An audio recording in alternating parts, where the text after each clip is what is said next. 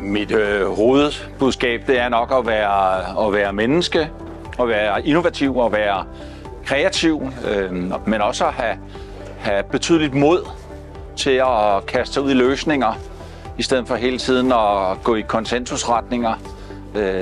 Og det tror jeg har fået forklaret, hvordan jeg bruger de elementer i mit liv med at skabe fremdrift på at bygge sunde virksomheder og initiativer. Jamen, jeg ser mig selv som på en eller anden måde et modstykke til menneskeheden, der er meget akademisk eller veluddannet, hvor jeg selv bare er en simpel kok med sanselighed og jordforbindelse. Ikke at jeg er noget overmenneske, tværtimod, så er jeg måske mere bare mig selv. Og der tror jeg, hele verden den drejer en retning nu i de oplæg, jeg har hørt her i huset. Kim Escherich, det var rigtig inspirerende at sige, tænk jer om, før I bare bringer AI i anvendelse.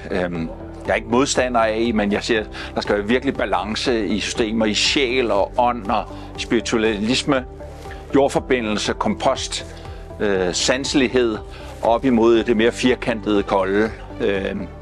Der synes jeg, der er ved at opstå en ubalance.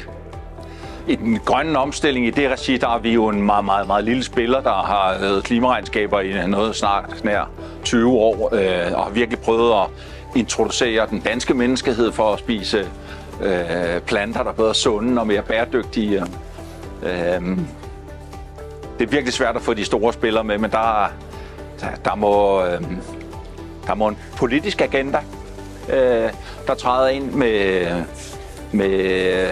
med lad det koste, hvad det koster.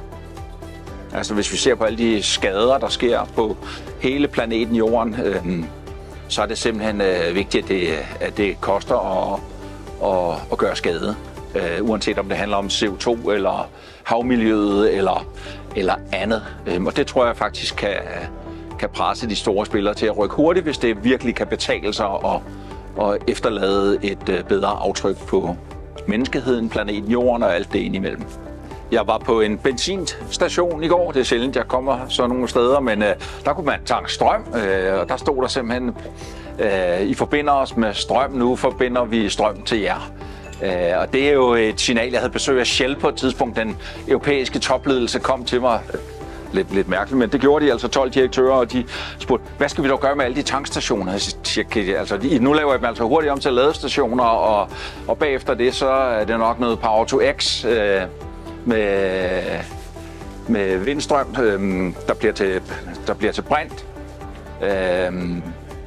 Og det kan jeg ikke forstå, at der ikke er nogen, der hopper foran bølgen. Det er jo virkelig det, jeg har prøvet med at være den første, der lavede måltidskasser i årstiderne, regi og skolehaver, haver til maver og gang i skolemad og forskellige andre. Sige, hop foran i kæden, i stedet for at lurepasse og vente på, at det kommer. For det var egentlig Shells kommentar til mig at sige, vi venter på, at der er et marked, som vi kan ride med.